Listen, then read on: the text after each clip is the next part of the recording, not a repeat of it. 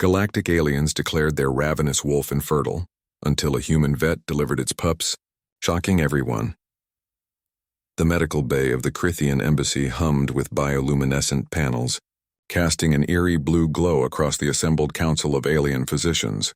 They stood in a semicircle around the massive containment pen, their various appendages folded in what Dr. Alan Reeve had learned to recognize as universal postures of defeat.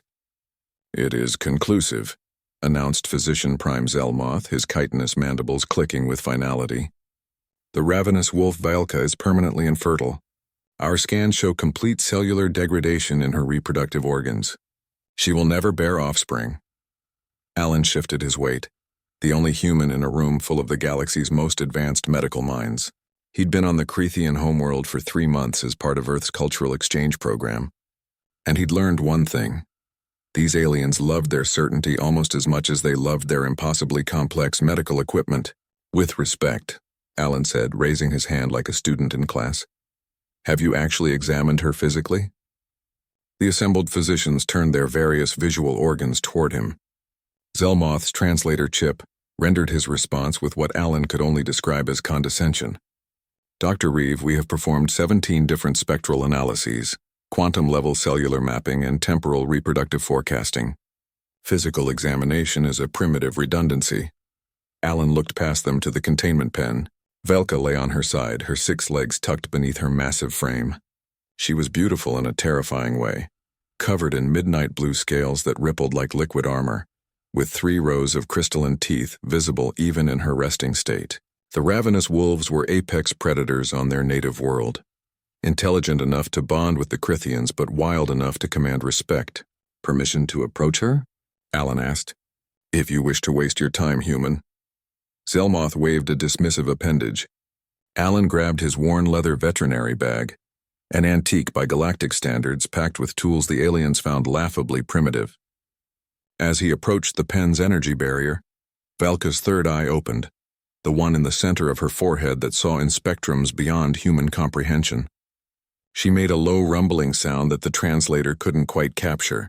"Easy, girl," Alan murmured, deactivating the barrier and stepping inside. The Crithian physicians chittered nervously behind him. He'd spent weeks earning Vyelka's trust, bringing her treats from Earth that the Crithians assured him would poison her. They hadn't. Beef jerky, as it turned out, transcended species barriers. Valka's massive head lifted as he approached, her breath hot enough to steam in the climate-controlled room. Alan ran his hands along her flanks, feeling for the things no scanner could tell him. Heat distribution, muscle tension, the subtle swelling his grandfather had taught him to recognize in pregnant dogs back on the ranch in Montana.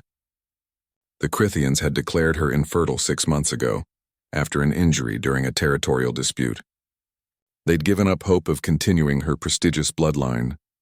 His fingers paused over her lower abdomen.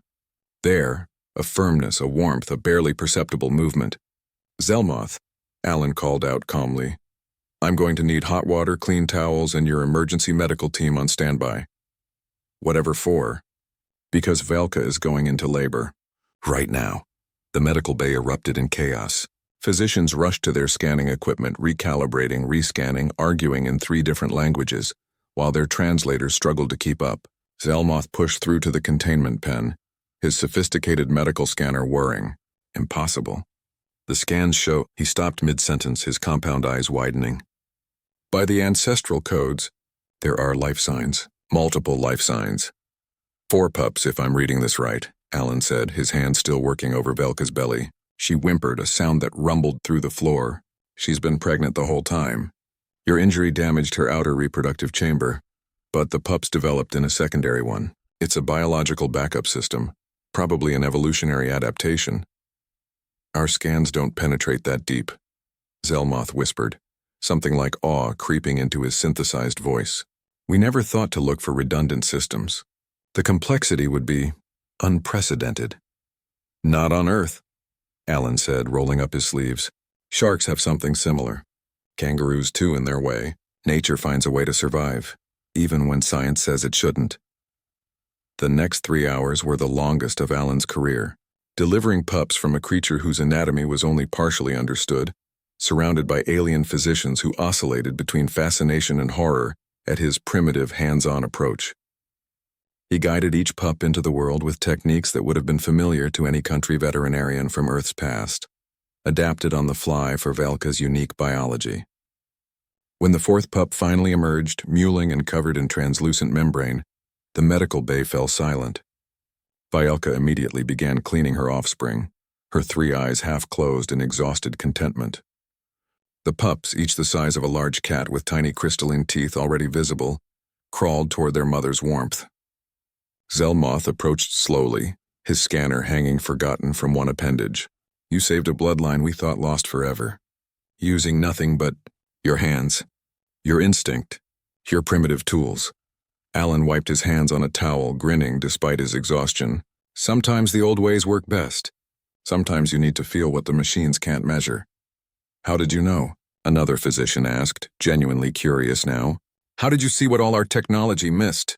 Alan looked at Velka and her pups, thinking of his grandfather, of cold Montana mornings in the barn, of generations of human knowledge passed down through touch and observation. Because we learned to heal without fancy equipment first. We learned to listen to what the animal tells us through behavior, through small signs, through things you can only understand when you stop looking at data and start looking at the living creature in front of you. He packed his antique bag, its leather worn smooth by decades of use across 2 worlds now. Your technology is incredible, but don't let it make you forget the basics. Life is messy, complicated, and full of surprises. You can't scan for miracles. Sometimes you just have to believe they're possible. As Alan left the medical bay, he heard Zelmoth behind him, speaking to the assembled physicians.